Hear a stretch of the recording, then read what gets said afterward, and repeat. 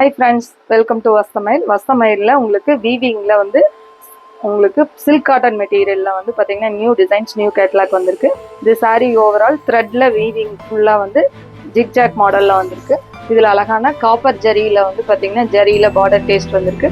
இதோட பல்லு டிசைன் இது வந்து பார்த்தீங்கன்னா சாரீ ஓவரால் வந்து பார்த்தீங்கன்னா த்ரெட் வீவிங்கில் டோட்டலாக வந்திருக்கு.